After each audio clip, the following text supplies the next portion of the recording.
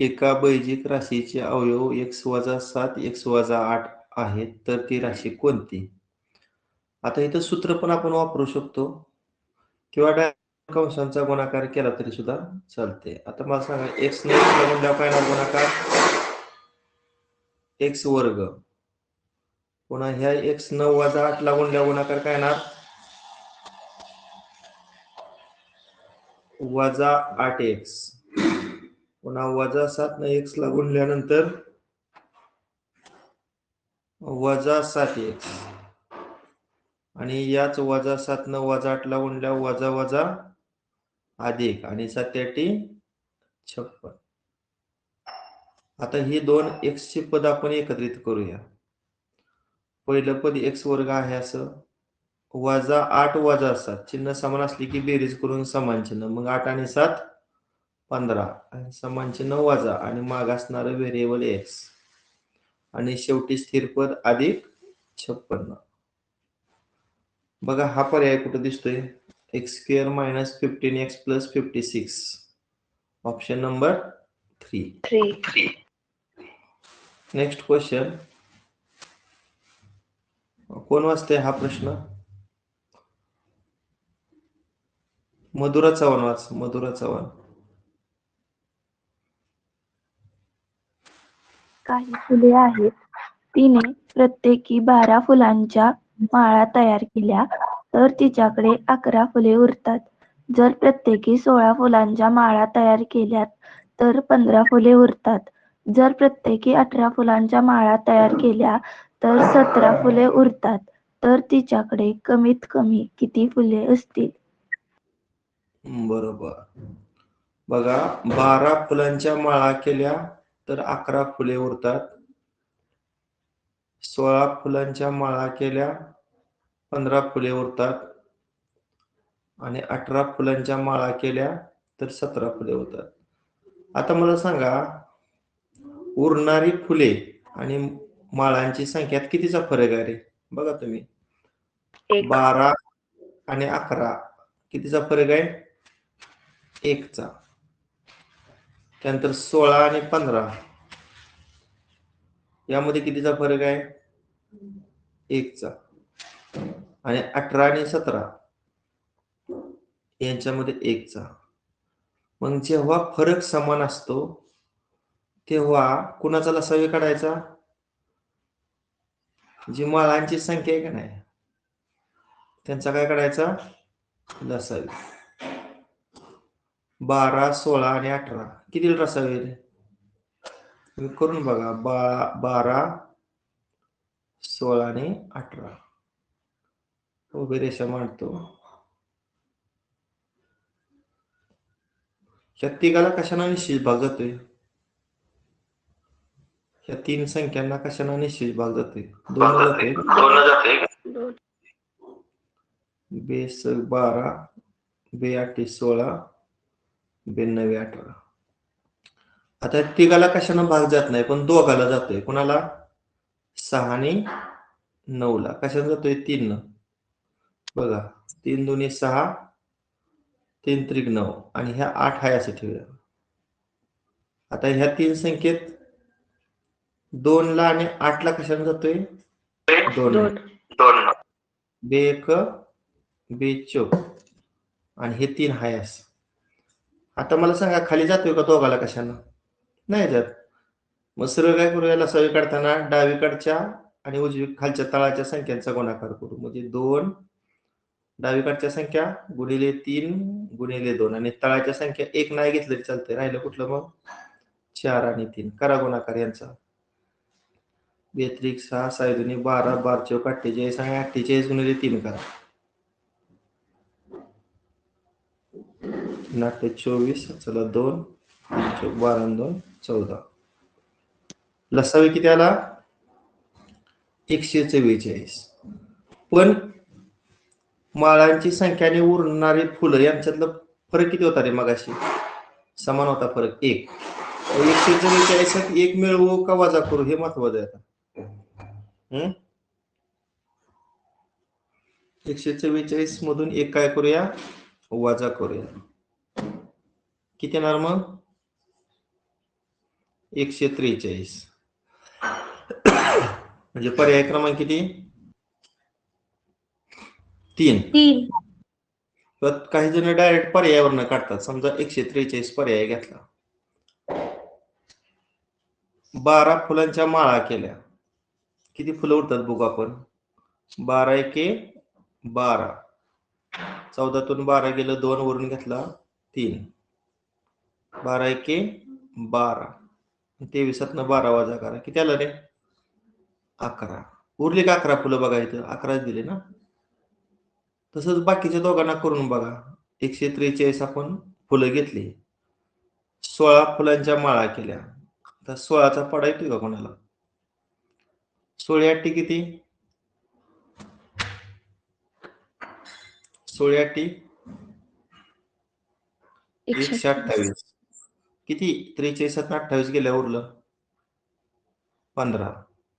बघा इथं 15 फुलं उरलेली आहेत. आणि शेवटचं 143, प्रत्येक माळ्यामध्ये जर 18 फुलं ठेवली, किती फुलं होतात बघू. 18च्या पाड्यात किती घेऊ रे सांगा? 18 वर 18 7 किती? 7 8 56. चला 5 7 1 7 आणि 5 126 ना. आणि बाकी किती उरली?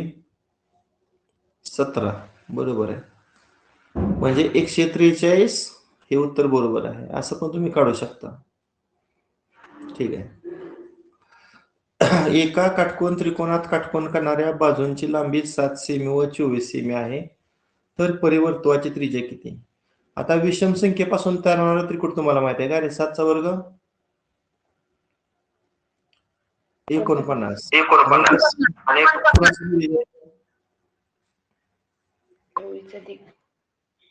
24 अधिक 25. म्हणजे कुठलं पायथागोरचं त्रिकोण बनलं? 7 24 आणि 25. आता ह्या टाईपची बऱ्याच वेळा उदाहरणं आलीत. काटकोन त्रिकोणाचं परिवर्तुळ काढायचं.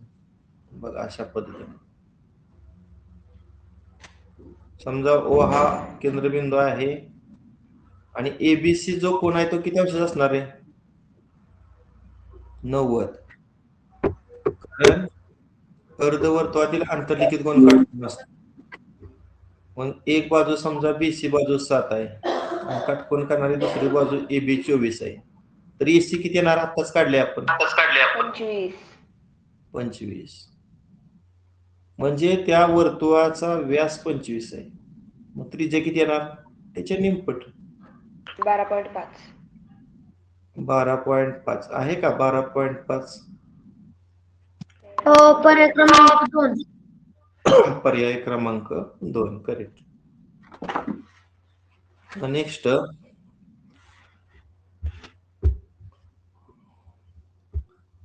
वर्षा बिडवे प्रश्न वाच.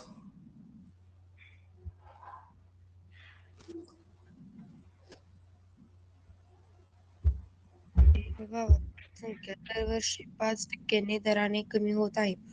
2022 साली या गावाची लोकसंख्या 9,025 आहे, तर 2020 साली या गावाची लोकसंख्या किती होती? आता हे गणित घटीचं आहे, कारण प्रत्येक वर्षी 5% लोकसंख्येत काय होते? घट होते. 5% घट होते म्हणून आर ची किंमत आपण काय घेणार आहोत? -5. आणि एन म्हणजे या दोन सालातला फरक. 2022 आणि 2020 मधला फरक किती आहे? 2. फक्त ह्याच्यामध्ये पी आणि ए काय घ्यायचं हे लक्षात घ्या. पी म्हणजे सुरुवातीची लोकसंख्या, ए म्हणजे नंतरची लोकसंख्या. सुरुवातीचं जे साल आहे तो 2020 आहे आणि ते काढायचे, त्यामुळे इथं प्रश्नचिन्ह देतो. आणि 2022 सालची लोकसंख्या 9,025 ही ए ची किंमत असणार.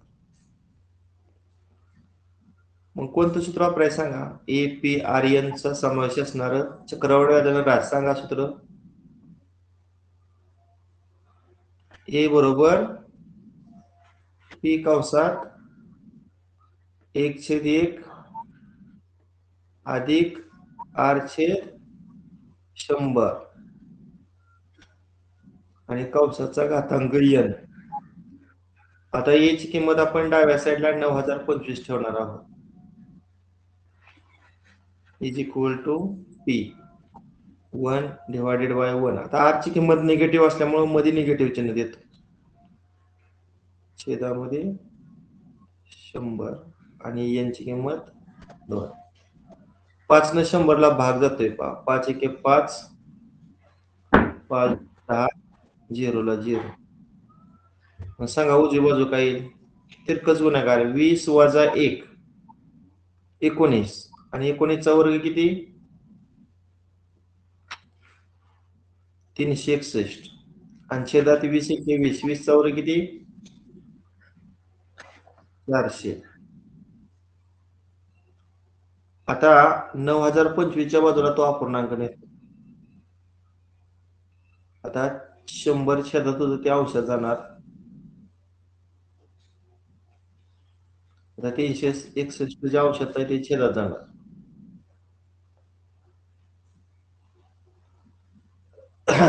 सांगा संक्षिप्त रूप द्या. 19 चा पाडा येतोय का तुम्हाला? 19 गुणिले 19 361 ना. आता इथं बघा 19 चोक किती रे? 76. 90 76 गेला किती उरलं? 14. तेव्हा घेतलं 2 142. 19 7 133 वजा करा 9 वरून घेतला 5 95 आणि 19 5 95. पुन्हा 19 न भाग जाईल. 19 दुनी 38. 9 उरलं तेव्हा घेतलं 5 95. 19 5 95. 25 गुणिले 400 25 चोक 100 आणि त्याच्यावर हे 2 0 10,000. म्हणून या ठिकाणी याचं उत्तर पर्याय क्रमांक 1.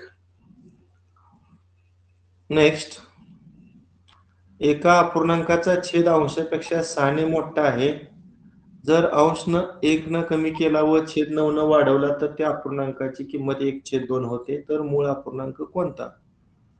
आता जो अपूर्णांकाचा अंश आणि छेद आहे त्यापैकी आपण एक काहीतरी x मानूया. काय मानूया सांगा? अंश x मानला, छेद किती येणार? छेद अंशापेक्षा 6 न मोठा म्हणजे अंशात 6 मिळवा, छेद मिळेल. छेद काय आला मग? x अधिक 6. मग आपला मूळचा अपूर्णांक कुठला येणार सांगा? मूळचा अपूर्णांक x वर आणि x अधिक 6 कुठे येणार? छेदात. मूळचा अपूर्णांक काय आला? x छेद x अधिक 6. आता अंश 1 न कमी केला म्हणजे x मधून 1 काय करूया? मायनस करूया. आणि छेद 9 न वाढवला, छेदामध्ये 9 काय करूया? मिळवूया. आणि नवीन अपूर्णांकाची मध्ये 1/2 इज इक्वल टू 1/2. छेद किती येईल सांगा? 9 आणि 6 ची बेरीज 15. उजवी बाजू 1/2. तिरकस गुणाकार 2 न x वजा 1 ला गुणा 2x वजा b1 b. पुन्हा 1 न x ला गुणा 1x आणि 15 न 1 ला गुणलं की 15. आता 1x डावीकडे आल्यावर वजा 1x होणार आणि हे वजा 2 तिकडे गेल्यावर अधिक 2 होणार. 2x वजा 1x म्हणजे नुसतं x होणार आणि 15 आणि 2 ची बेरीज किती? 17. आता आपण मूळचा अपूर्णांक काढूया. मूळ अपूर्णांक अवैध आपण काढलेल्याच आहे. अंशामध्ये x ची किंमत 17 ठेवा आणि छेदामध्ये 17 आणि 6 ची बेरीज येणार 23. बघा हा पर्याय कुठे दिसतोय? 17/23. पर्याय क्रमांक 2. बरोबर. 30 ला पर्याय क्रमांक 2.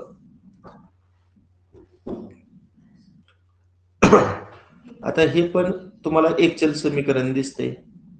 आता इथं छेद किती आहे रे? 6 आहे. इथे किती आहे? 3 आहे. इथे किती आहे? 2. मग 6, 3 आणि 2 चा लसावी काढायचा आणि त्यानं समीकरणाच्या दोन्ही बाजूला गुणायचं. कोण सांगते लसावी किती आहे? ह्या तिघांना निशेष बाहेर जायला अशी लहानात लहान संख्या सांगा. 6चा पाडा तयार करा. किती येणार नसावी? 6च येणार ना? 6. कारण 6ला 6 न भाग जातोय, 3 न जातोय, 2 न जातोय. मग प्रत्येकाला 6 न गुणूया आपण. समजा इथं 6 न गुणलं, इथे 6 न गुणूया, इथं पण 6 न गुणूया आणि ह्या 5ला पण 6 न गुणूया. आता इथे किती जाणार? ह्या 6ला हे 6 कॅन्सल आहे की नाही? 3 एके 3, 3 दुणे 6, बे एक बे, बे त्रिक 6. सांगा नवीन समीकरण काय होणार? पहिल्या अपूर्णांकाचा अंश 3x अधिक 2 बरोबर ना? दुसऱ्या अपूर्णांकात 2 आणि 2x चा गुणाकार 4x. तिसऱ्या अपूर्णांकात 3 न x अधिक 1 ला गुणा. चला 3 गुणिले x 3x आणि 3 गुणिले 1 3 आणि उजवी बाजू 5 आणि 6 चा गुणाकार किती? 30. लिहिलेलं बरोबर आहे का? चेक करा एकदा.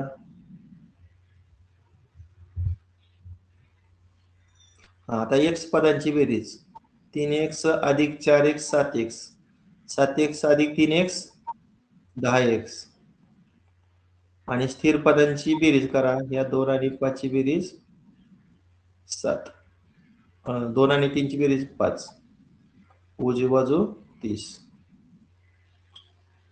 मग 30 वजा 5 किती?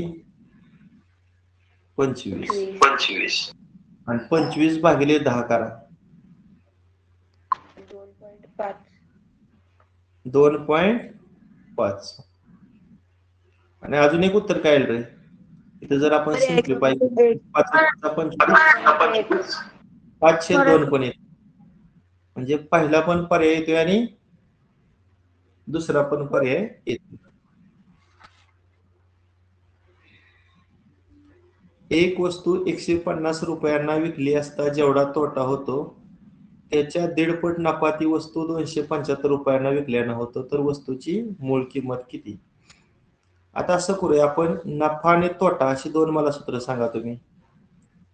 सांगा नफ्या सूत्र काय रे? विक्री वजा खरेदी का खरेदी वजा विक्री?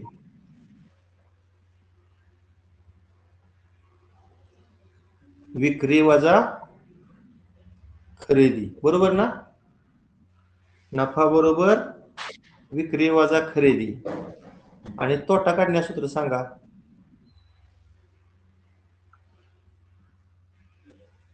खरेदी जास्त असते तोटा खरेदी वजा विक्री.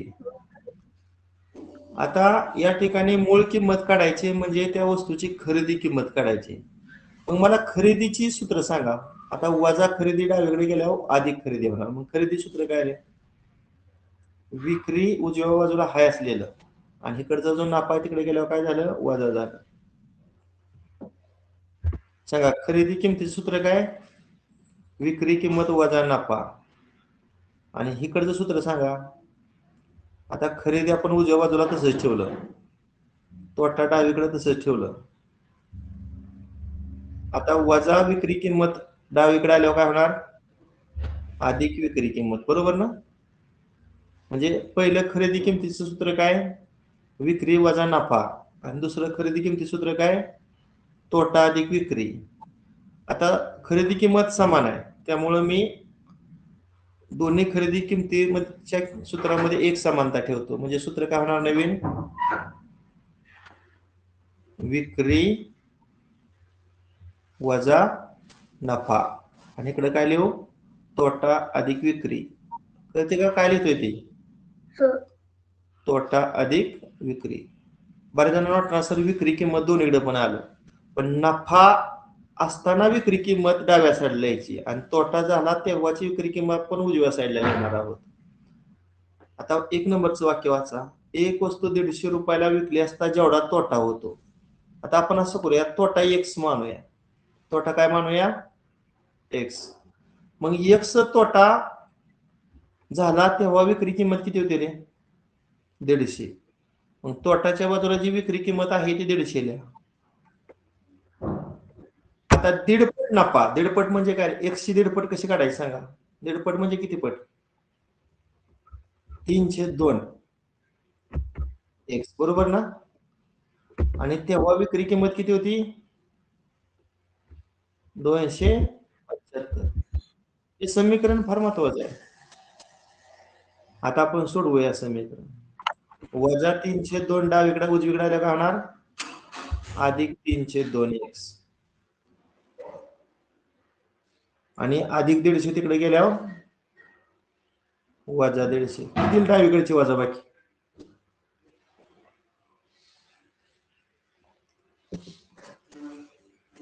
डावीकडची वजा बाकी किती आली?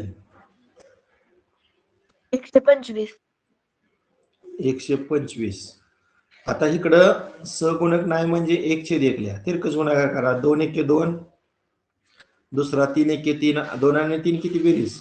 5 आणि छेदाचा गुणाकार 2 आणि माग एक्स, बरोबर आहे ना? बेरीज अपूर्णांकाची. थोडक्यात 1 आणि 1.5 ची बेरीज 2.5.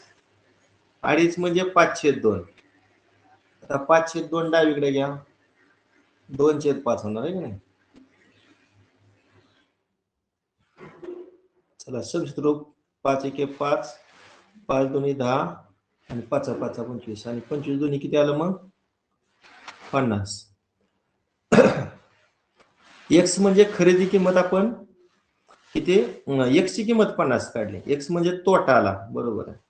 आपण खरेदी किंमत काढायची ना, मग खरेदी किंमतीचं 2 पैकी एक सूत्र कुठलंही सांगा. आपण इथे एक खरेदी किंमती सूत्र तयार केले आणि इथे एक केले. 2 नंबर सूत्र सांगा. खरेदी किंमत बरोबर काय? तोटा अधिक विक्री, है की नाही? मग तोटा एक्स मांडला होता म्हणजे 50 आणि विक्री किंमत आपण किती घेतली? तोटा असताना विक्री किंमत आपण किती घेतली होती? 150. करा ह्या दोघांची बेरीज. 200 म्हणजे त्या वस्तूची मूळ किंमत 200 रुपये असेल. म्हणजे पर्याय क्रमांक 4. 4. नेक्स्ट सरळ रूप द्या. 2x वर्ग अधिक 7x अधिक 6 या त्रिपदीचा आपण पहिल्यांदा अवयव पाडूया. अवयव पाडताना गुणाकार किती आला पाहिजे सांगा?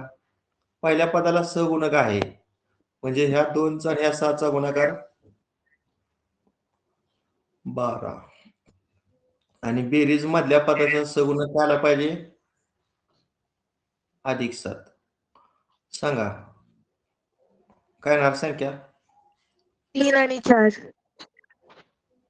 बरोबर आहे.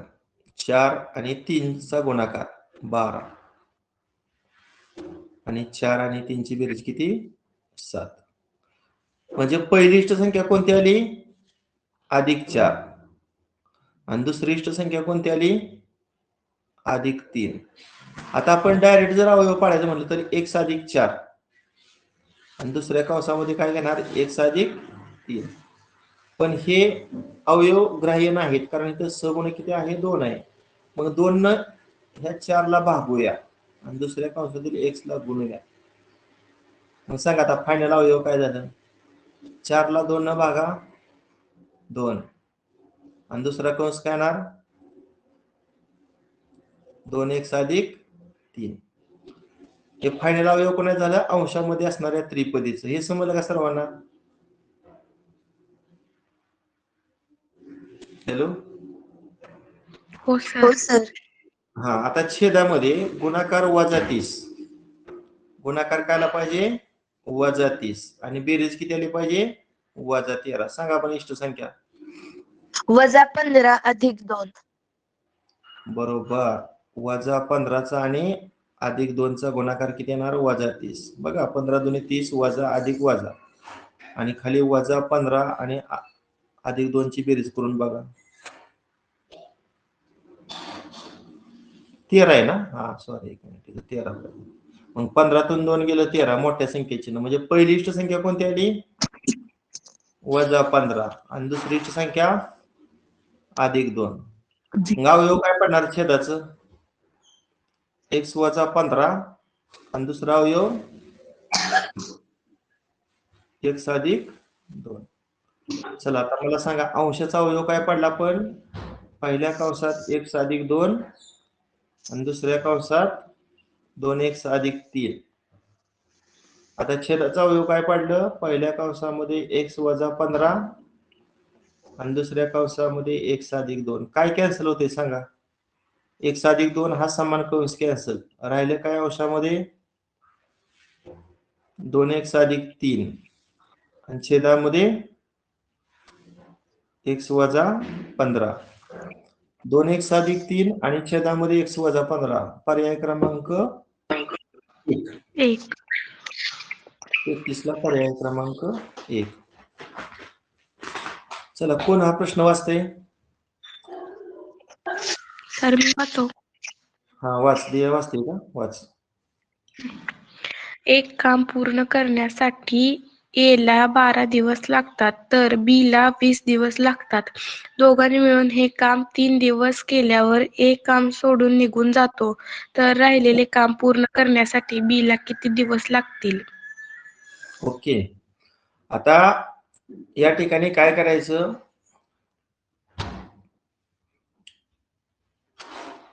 बी ला किती दिवस लागतील? बघा, एक काम पूर्ण करण्यासाठी ए ला 12 दिवस लागतात, बी ला एकट्याला 20 दिवस लागतात. दोघांनी मिळून ते काम 3 दिवस केल्यानंतर एक काम सोडून गेला, तर राहिलेले काम पूर्ण करण्यासाठी बी ला किती दिवस लागतील? असं ज्यावेळेस उदाहरण येतं त्यावेळेस उत्तर कसं काढायचं बघा. 1 वजा, आता दोघांनी मिळून किती दिवस काम केलं ती संख्या इथे लिहायची. दोघांनी मिळून किती दिवस काम केलं तर 3 दिवस, ते 3 इथे लिहायचं. पुन्हा चौकटी कंस करायचा. 1 ए ला एकट्याला काम करायला किती दिवस लागतात तर 12, इथे छेदामध्ये मी 12 ठेवतो, प्लस 1 बी ला एकट्याला ते काम पूर्ण करायला किती दिवस लागतात 20, ते इथे टाकतो. चौकटी कंस पूर्ण, महिरपी कंस पूर्ण, आणि पुढं गुणिले बी ला एकट्याला ते काम करायला लागतात ते दिवस इथे लिहायचे, डबल लिहायचे, हे डबल येणार. बघा, सूत्रामध्ये कुठं किमती घालायच्या. 1 वजा दोघांनी किती दिवस काम केलं 3, आणि चौकटी कंसात 1 ए ला काम करायला लागणारे दिवस अधिक 1 बी ला काम करायला लागणारे दिवस, आणि कंसाबाहेर बी ला काम करायला लागणारे दिवस. आता हे सोडवत असताना अगोदर चौकटी कंस सोडवूया आपण. तिरकस गुणाकार करा. 20 आणि अधिक 12 म्हणजे वर 32 येणार ना, आणि छेदाचा गुणाकार 12 दुनी 24 आणि त्याच्यावर 0, 240, आणि गुणिले बाहेर किती आहे 20. तिरकस गुणाकार 20 एके 20 अधिक दुसरा तिरकस गुणाकार 12 एके 12, 20 आणि 12 ची बेरीज 32 आणि छेदामध्ये 240. आता इथं भाग जातोय बघा. 3 एके 3, 3 8 24 आणि 0, 32/80. आता 1/1 आहे, पुन्हा तिरकस होणार 80 वजा 32, 80 वजा 32 तिरकस गुणाकार केला किती ते 80 आणि 32 वजा बाकी 48, आणि छेदामध्ये 80 एके 80 आणि गुणिले पुन्हा 20, पुन्हा 20 एके 20, 20 चौक 80, आता 48 भागिले 4, 4 एके 4, 4 दुनी 8, म्हणजे राहिलेले काम पूर्ण करण्यासाठी बी ला 12 दिवस लागतात. म्हणून याचं उत्तर पर्याय क्रमांक 3. बघा, एखाद्याला समजत नसेल तर व्हिडिओ पुन्हा डबल पहा. नेक्स्ट,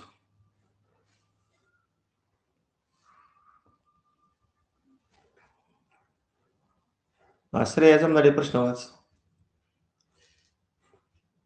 श्रीमती देसाई यांनी जेवढ्या किमतीत 30 टेबल खरेदी केले तेवढीच किंमत त्यापैकी 25 टेबल विकून मिळवली, तर या व्यवहारात त्यांना शेकडा नफा किंवा तोटा किती झाला? बरोबर आहे. 3 टेबलाची खरेदी किंमत आणि 25 टेबलाची विक्री किंमत समान आहे. मग इथं मी देतो 30 टेबलाची खरेदी किंमत म्हणजे 30 गुणिले काय रे, एका टेबलाची खरेदी किंमत, बरोबर आहे ना. 30 टेबलाची खरेदी किंमत म्हणजे 30 गुणिले एका टेबलची खरेदी किंमत आणि 30 25 टेबलची विक्री किंमत आहे. म्हणजे उजव्या बाजूला काय येणार 25 गुणिले एका टेबलाची विक्री किंमत. बघा 30 गुणिले एका टेबलची खरेदी किंमत बरोबर 25 गुणिले एका टेबलची विक्री किंमत. आता इथं लिहितो एका टेबलची खरेदी किंमत. एका टेबलची खरेदी किंमत छेदामध्ये तिकडं एका टेबलची विक्री किंमत डावीकडे आल्यावर भागिले होईल. म्हणजे एका टेबलची विक्री किंमत हे छेदामध्ये आणि उजवी बाजू किती येईल सांगा 25 आणि इकडचं जे गुणिले 30 आहे इकडे आल्यावर काय होणार भागिले. सिम्प्लिफाय करा रे 5 5 25 आणि 5 30 म्हणजे एका टेबलची खरेदी किंमत 5च्या पटीत आणि एका टेबलची विक्री किंमत 6च्या पटीत. मग सांगा मला खरेदी किंमत काय मी मानू 5च्या पटीत म्हणल्यानंतर 5x मानू का आणि विक्री किंमत 6च्या पटीत म्हणल्यावर किती मानूया 6x. आता मला सांगा खरेदी किंमत जास्त आहे का विक्री किंमत जास्त आहे विक्री किंमत आणि विक्री किंमत जास्त असल्यावर काय होतो नफा. नफ्याचं सूत्र काय विक्री वजा खरेदी. मग करा 6x आणि 5x ची वजाबाकी किती आला नफा 1x बरोबर ना. आता आपल्याला विचारलंय शेकडा नफा. मग सांगा शेकडा नफा काढायचं सूत्र काय नफा छेद खरेदी किंमत गुणिले 100. मग नफा 1x खरेदी किंमत 5x आणि गुणिले 100. आता या x ला हे x कॅन्सल 5 न 100 ला भागूया 5 दुनी 10 0 ला 0 म्हणजे 20% नफा आला. म्हणजे याचं उत्तर पर्याय क्रमांक 2. समजलं का हो सर. हो सर. हो सर.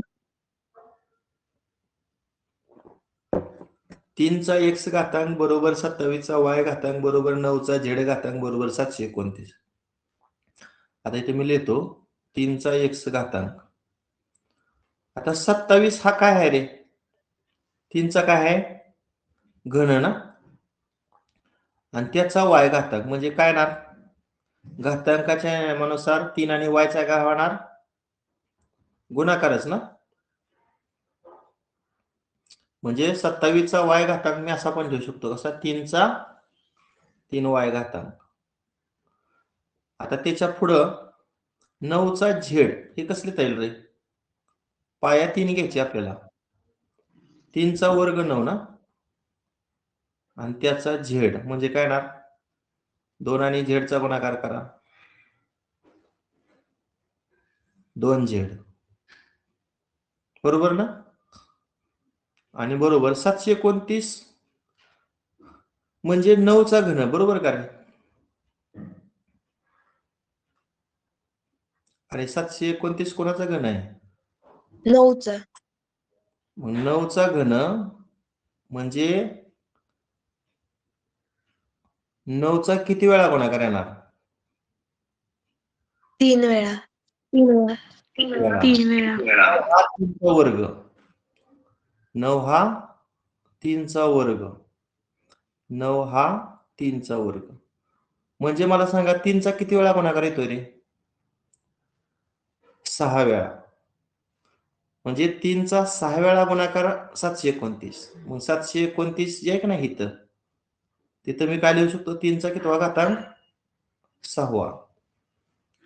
हे महत्वाचं आहे हे समजा सर्वांना कसं तयार केलं ते हो सर. हो सर. हा हो आता सर. x ची किंमत किती येईल पाया समान आहे मग घातांक समान x बरोबर 6. पुन्हा हे 2 नंबरचं लास्ट घ्या पाया समान आहे वायची किंमत किती येईल? 3y बरोबर 6 ना. 6 भागिले 3 किती? 2. आता हे 3 नंबर आणि लास्टचं समान, पाया समान आहे. मग 2z बरोबर 6. 2z बरोबर 6. मग z बरोबर 6 भागिले 2 किती येणार? 3. आता मला सांगा एक्स वाय झेड च्या किमती आपल्याला मिळाल्या. आपल्याला किंमत काढायची कोणाची? एक्स वाय झेड चा गुणाकार करायचा आणि त्याचा किती घातांक? 3/2. मग इथे x ची किंमत 6 टाकली, गुणिले y ची किंमत 2 टाकली आणि z ची किंमत 3 टाकली आणि यांचा घातांक किती? 3/2. करा 6 दुनी 12, 12 36. 36 चा घातांक 3/2. 3/2 चा अर्थ कळतो का? तिसऱ्या घाताचं वर्गमूळ किंवा घनाचं वर्गमूळ. मग आपण अगोदर वर्गमूळ काढू. 36 चं वर्गमूळ किती रे? 6. 6 आणि त्याचा घन करूया. मग 6 चा घन तर आपला पाठच आहे. किती 16 आहे का पर्याय? पर्याय क्रमांक 2. पर्याय क्रमांक 2. नेक्स्ट 2 0 0 0 0 -5 हे सहगुणक रूप असणारी बहुपदी. म्हणजे सहगुणक रूपातील बहुपदीचं आपल्याला घात रूपातील बहुपदीमध्ये काय करायचं आहे? रूपांतरण करायचे. मग तुम्हाला सांगितलं x चल वापरायचे. मग ह्याला x चा 0 न गुणा, ह्याला x चा 1 न गुणा, ह्याला x वर्ग न गुणा, ह्याला x घन न गुणा, ह्याला x चा 4 न गुणा आणि ह्याला x चा 5 न गुणा. मग काय येणार? 1 नंबरचं पद 2x चा 5 आहे का नाही? नेक्स्ट अधिक 0x चा चौथा. पण 0 ने x चा चौथ्याला गुणल्यावर 0 येईल. ती लिहायची गरज नाही. 0x घन पण लिहायची गरज नाही. 0x वर्ग पण लिहायची गरज नाही. 0x पण लिहायची गरज नाही. शेवटचं वजा 5x चा 0. आता x चा 0 ची किंमत एकच असते, त्यामुळे ते पण लिहायची गरज नव्हती. आहे का हा पर्याय? बघा कुठं. पर्याय क्रमांक 3. पर्याय क्रमांक 3.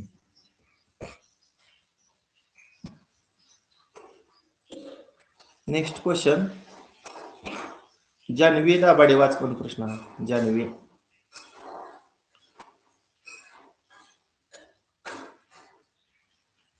वीस मीटर गुणुले 10 मीटर खोल खड्डा खणल्यावर त्यातून निघालेली माती 25 मीटर लांब 20 मीटर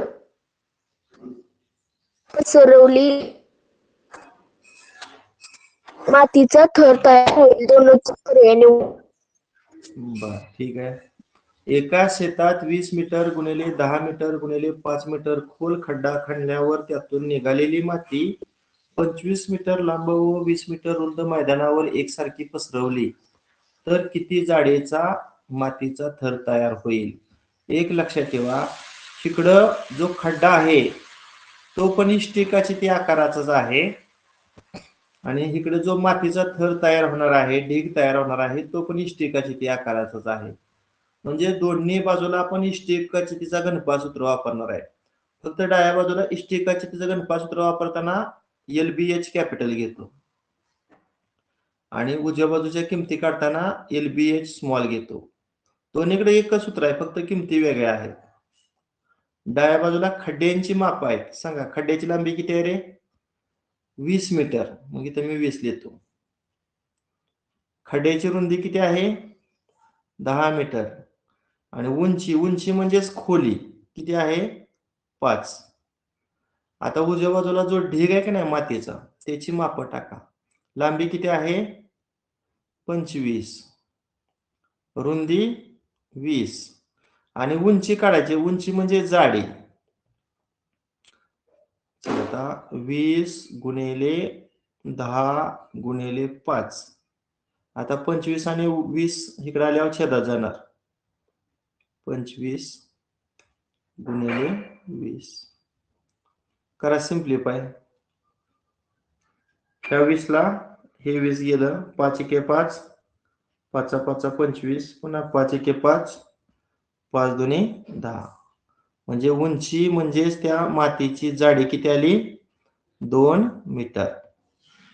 आता 2 मीटर म्हणजे किती सेमी रे 200. पण 200 सेमी पर्याय नाही, 2 मीटर पर्याय आहे. अजून एक पर्याय कुठला येणार तुम्ही जर एकक पाहिली का नाही मिली. 20 सर. मिलीच्या डावीकडे काय असतं सेंटी.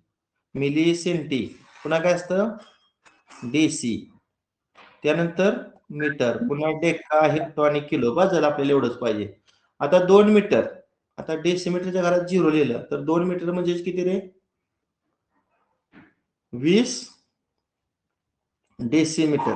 म्हणजे पर्याय क्रमांक 1 पण उत्तर बरोबर आहे 20 डेसिमीटर. 20 डेसिमीटर. एका चेंडूचा व्यास 20 सेमी आहे तर त्यात असलेल्या हवेचं घनफळ किती. पायची किंमत 3.14 घ्या. आता व्यासावरनं त्रिज्या सांगा. 20 च्या निम किती रे 10. आता हवेचं घनफळ म्हणजे हवा ज्या चेंडूत भरली तो चेंडू गोल आहे. मग गोलाच्या घनफळ सूत्र काय रे गोलाचं घनफळ 4/3 पाय आर घन. आर घन. बरोबर 4/3 पाय आर घन. आपण यात किमती भरूया 4/3 पायची किती भरायची 3.14 आणि त्रिज्या घन मग 10चा घन किती 10चा 3 वेळा गुणाकार करूया. आता ह्या तिघांचा गुणाकार किती ह्या तिघांचा सांगा. अंडरलाईन केलेल्या 3 संख्यांचा गुणाकार किती 314. करेक्ट. 10 आणि 10 100 आणि 3.14 ला 100 न गुणल्यावर 314 आणि पुढे गुणिले 10. आता करा गुणाकार 314 आणि 4चा 4 चौक 16 चला 1 4 एके 4 ने 5 आणि 4 त्रिक 12 आणि 10 न गुणायचं म्हटल्यावर तेव्हा एक 0 ऍड होणार आणि भागिले 3. 3 चौक 12 3 एके 3 2 6 26 3 8 24 2 0 20 3 सक 18. पुन्हा असंच येत राहणार कायम आहे की नाही. मग कुठलं उत्तर येते सांगा 4186 पॉइंट. हा अंक 5 पेक्षा मोठा आहे मग त्याच्या डावीकडचा अंक 1 न वाढवतो 4186.67. पण घनफळ आहे का पृष्ठफळ आहे हा यस नाही लिहायला पाहिजे. काय पाहिजे रे व्हॉल्यूम आहे व्ही पाहिजे. मग घनफळाचे काय असतं घन सेमी आहे का पर्याय. हे दोन पर्याय सेम दिसतात पण एकाला एक चौरस सेमी आहे एकाला एक घन सेमी आहे. आपल्याला व्हॉल्यूम आहे म्हणल्यावर घन सेमी. पर्याय क्रमांक 4. 4. नेक्स्ट. एका वॉशिंग मशीनची किंमत 5/y अधिक 1/6 रुपये आहे तर अशा 1/6 वजा 5/y वॉशिंग मशीनची किंमत किती. गुणाकार करायचा ह्या दोघांचा. गुणाकार करताना मी अगोदर हे लिहितो x चं पद 1/6 अधिक 5/y. आता त्याला ह्याला गुणायचे 1/6 वजा 5/y. आता इथं कोणतं सूत्र वापरू रे. हे ने सेम आहे ह्याला ए म्हणा आणि हे ने सेम आहे बी म्हणा. ए अधिक बी ए वजा बी कुठला विस्तार ए अधिक बी ए वजा बी कोणाचा विस्तार आहे ए वर्ग वजा बी वर्ग. अगदी बरोबर. ए चा वर्ग वजा बी चा वर्ग म्हणजे तर कोणाचा वर्ग करूया पहिला पद 1/6 चा वर्ग आणि वजा बी चा वर्ग म्हणजे दुसरं पद 5/y वर्ग. करा वर्ग x चा वर्ग x वर्ग छेदामध्ये 6 चा वर्ग 36 5 चा वर्ग 25 छेदामध्ये y वर्ग. आहे का हा पर्याय. पर्याय क्रमांक 1. पर्याय बरोबर. क्रमांक पर्याय क्रमांक 1. एका वाहनानं पहिल्या 4 तासात अनुक्रमे 38 किलोमीटर, 27 किलोमीटर, 40 किलोमीटर व 35 किलोमीटर अंतर कापले. 5व्या तासात किती अंतर कापले तर वाहनाचा सरासरी वेग 35 किलोमीटर प्रति तास होईल. आता 5व्या तासात कापलेलं अंतर आपण x मानूया. आता सरासरी सूत्र काय रे सांगा? सर्व संख्यांची बेरीज भागिले प्राप्तांकांची संख्या. मग 5 तासात कापलेली जी अंतर आहेत का यांची बेरीज करतो. सांगा पहिल्या तासात किती अंतर कापले? 38. दुसऱ्या तासात 27. तिसऱ्या तासात 40. नेक्स्ट 35. आणि 5व्या तासात कापलेलं अंतर आपण काय मानले? x. आणि ह्या सर्वांना किती संख्यांची बेरीज केली? 5. त्या 5 न भागायचं. मग सरासरी वेग तुम्हाला किती दिलाय रे? वाहनाचा सरासरी वेग किती दिलाय? 35. एका तासात कापलेलं अंतर म्हणजेच वेग असतो ना रे. एका तासात 38 किलोमीटर अंतर कापलं म्हणजे त्या वाहनाचा सरासरी वेग 38. म्हणजे हे सगळं वेग सुद्धा आहे. मग सरासरी वेग मी इथं 35 टाकतो. आता इकडे जे भागिले 5 आहे ते डावीकडे आल्यावर काय होणार? गुणिले होणार. चला करा पहिल्या 4 संख्यांची बेरीज. 8 आणि 7 15, 15 आणि 5 20, चला 2 5 आणि 4 9 10 11 140 ना? हो सर. ओके 140 आणि अधिक x. गुणाकार डावीकडचा 5 5 25, चला 2 5 3 15 आणि 2 125. आता 140 डावी उजवीकडच्या डावीकडे आल्या वजा होणार आहे की नाही? सांगा किती ती वजा बाकी? 35. म्हणजे 5व्या तासामध्ये त्या वाहनानं 35 किलोमीटर अंतर कापलं. म्हणजे याचं उत्तर पर्याय क्रमांक 4. ठीक आहे. अशा पद्धतीनं आजच्या तासिकेला आपण 2023च्या प्रश्नपत्रिकेतील गणित विषयाचं प्रश्न क्रमांक 26 ते 41 पाहिलं. उद्या सकाळी तास आपला यदा कदाचित होणार नाही कारण आमच्या शाळेचं स्नेहसंमेलन आज संध्याकाळी आहे. त्यामुळे आपण परवा दिवशी प्रश्न क्रमांक 42 ते 58 घेऊया आणि त्या पुढच्या दिवशी 59 ते 75 म्हणजे आपली 3 दिवसामध्ये 23ची प्रश्नपत्रिका पूर्ण होईल. आणि रात्री पाठवलेली प्रश्नपत्रिका 22ची तुम्ही आज दिवसभरामध्ये सोडवा. संध्याकाळी मी तुम्हाला उत्तर सूची पाठवतो. ठीक आहे. बस करूया. Okay bye.